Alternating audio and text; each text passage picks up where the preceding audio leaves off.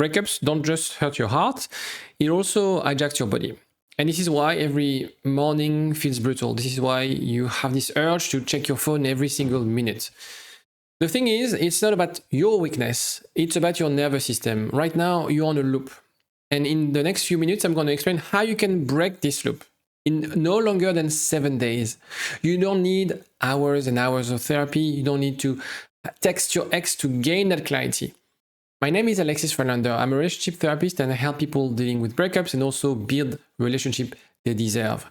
So this video is for you. Take some notes, take a notepad and write things so you can apply no longer than today this new routine that will change how you experience this breakup. What you have to understand is that after a breakup, we go through what we call a breakup loop. So this is common for every single person dealing with a breakup. This is why it's important for you to learn that, because in a way, everybody goes through this process, but nobody knows how to manage this process effectively. And it's very simple. You see something from your ex. It could be a notification on Instagram, could be a picture on your phone or whatever. That triggers a memory, something activating your body. There's an alarm going off, telling you this is danger, right? Maybe there's a story and you see them potentially dating someone. So you're thinking like, okay, worst case scenario. And what happens is that because you think of the worst case scenario, you do something. You reach out, you ask their friends, etc. And by doing that, you get a little bit of a tiny relief. But at the end of the day, that also creates more rumination, keeps you in panic, keeps you stressed. And that's the thing. In this video, we're going to see how we can address every single point of that loop, whether it's regarding the event, the body, the story, and the move. And by activating or addressing those points, you'll see you'll gain clarity and stop getting triggered and anxious. So there are 3 rules that make this work. The first one is no contact. So the no contact, if you haven't done no contact, is basically not being in touch with your ex for a period of time. In this video, I would suggest you to do 30 days to start with. And the idea is to remove the triggering element of getting a message from your ex. Then it's about phone hygiene, unfollowing your ex, not checking your phone consistently, etc. And then it's about daily rhythm. So how you can create an environment where you can feel better, how you can nurture your body and your soul. So let me explain and do day by day. And again, take some notes, apply what we're going to discuss. And I can guarantee you, by the way, by day 7, you'll feel better. That's my guarantee. Come back to me. Let me know let me know in the comment section if it didn't work, if you disagree, if you think it was not a good advice. Please let me know and I'll be more than happy to answer your questions on the comment section. So the first day is to start the day, winning the day. So again, when we are anxious, when we are depressed, we want to stay in bed, we don't want to wake up, etc. You have to visualize yourself, eating, drinking a lot of water. Protein breakfast is perfect to start the day, so you have not a glucose spike. Then going for a walk, being outside, regardless whether it's summer or raining, go outside, call a friend. It's really about planning your day and do something to win the day. So sometimes it could be a bit making your bed, right?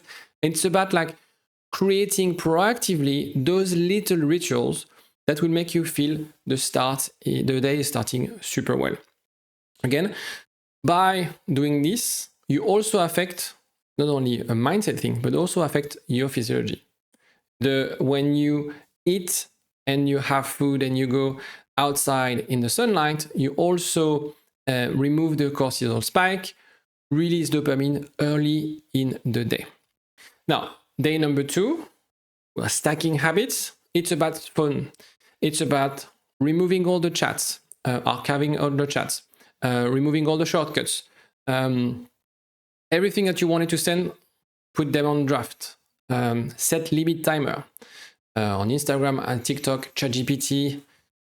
Don't use screens in bed. So if you're watching this video in bed, wait till the end of the video and then switch off. Grab yourself a book, something to read. It could be Atomic Habits, and I'm using some of the principles of this book, for example, don't read things about relationships or breakups. Read something about personal development, about even your work. It's important to have this headspace before you go to bed. What you need to understand is that you're not addicted to them.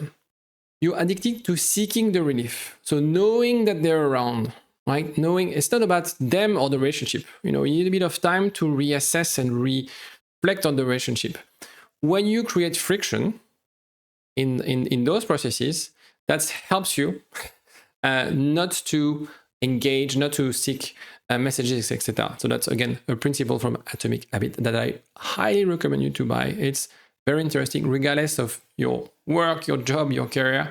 Very interesting on how we can change habits and implement new habits in your life. Day number 3, it's about, again, the morning ritual, how you can improve being active the first 60 minutes. I know when you broke up with someone, as I said, you just want to stay in bed all day, right? Force yourself. Go be active. Go for a walk. 6, 8, 10K steps per day. Again, you can listen to a podcast, not about a relationship. Don't listen to sad songs. One advice that I usually ask people is to tell a friend or your therapist or someone you can trust, telling them, okay, I'm gonna go on no contact. It's not so much about them, listening to you, venting, etc., but just like for you to have some form of accountability. The idea here is creating routines. Every single day you wake up, you have the same sort of breakfast, the same sort of, I wake up at the same time, I eat the same food, I go on the walk, etc., etc. That reduces this baseline alarm and also this idea of public commitment. That's why I think Strava is very popular, is because you're sharing to the world, like, I'm going to run and I'm going to get kudos and things like that. So in a way, telling a friend, telling your therapist is one way for you to be, okay, there's no way back. I'm doing this. I'm committing to this, and you're going to help me stay consistent with this. The day 4 is about replacement. So by day 4, you will know that it's very hard to follow this plan. There would be times in the day, sometimes in the morning, sometimes in the evening, sometimes when you're at work, where you won't feel great. So the idea is to be aware of that. I think this whole week is about awareness. Awareness of what works and what doesn't work. And I'll explain in a second what I'm doing by that, what I'm meaning by that. So whenever you feel like, okay, morning, really bad. Okay, what can you do instead of staying at home? In the evening, I feel depressed. Okay, what can you do in the evening? Right? Who can you see? Activities, etc. The point is, whenever you have an urge, whenever you're triggered, it will not last more than 10 minutes if you have the right contingency plan. So that's why you need to, rather than wait for things to happen, be proactive. It's all about planning. Being proactive with what will happen, what's going to be the ritual for the day, and then you can manage those waves. Another thing that then you can stack to these habits is the environment.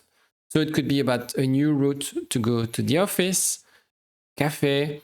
Things that you can try is like changing the layout of your flats, of your house, haircut. It sounds a bit silly, but in a way, when you create a new environment, that helps you to also accept that it's a new chapter. When I'm saying this, regardless whether you want to move on or get back with your ex, the idea is right now, this next 30 days is about you. It's about what you can learn from this breakup. And it's easier if you know, okay, the relationship is behind. Next chapter, I don't know what will happen, but I need to close this chapter. And by changing the environment, your look, your house, it's in a way giving you cues that, okay, this is a new chapter and I'm moving forward. If you alter the cues, you're going to alter the cravings. And the day 6 is about identity anchors. So again, be really proactive on this. Include and plan 2 days or 2 activities, things in the week that are non-negotiable. So every single Wednesday, every single Saturday, you do something. It's in your calendar. You pay up front, right? You invest because okay, I'm not going to commit. I'm not very sporty. And for me, The only way for me to do some sport is to register to classes because I know, okay, I paid up front, I'm going to show up. If I'm just, waiting for my willpower to decide whether I should go to the gym or not, or it's raining, etc., I won't go. That's my approach. Whenever I want to do something, I try to find ways that I can, blocking myself and forcing myself to do it. One thing that also helps is like helping people, act of service, giving something. That also helps you to focus your attention on others. Right now, you're focusing yourself on your ex. Okay, that's totally normal. As we discussed, you have this loop. The point is to shift the focus on yourself and potentially on others. Others who would also give back, right? It's all about surrounding yourself with positive people, right? And so by doing that, you reframe, again, the voices around I'm abandoned, I'm left, to I'm reliable, I can help, I'm useful, I'm talented, etc., etc. It is very helpful. And again, there are many ways to do that. Just try and assess. And that's also the thing I want you to do by day 7 is to review things. Be a scientist of your own life. Gather the data. And what I do with my clients, like every week, sometimes every twice a week, we looked at what worked, the things, the pattern that you fell into. When you realize I fell into this pattern, don't blame yourself. You won't get everything right the first time.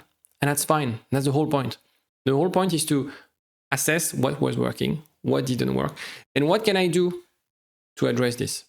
If you do that, every single day, you'll feel better. Okay? That's the only method. That's the best method, right? You start something, you test, you see what's not working, and you implement. And every single day, every single week, you'll feel better. So the point is to keep stacking, keep those stack, find the right support, and then by day 30, you test how you feel.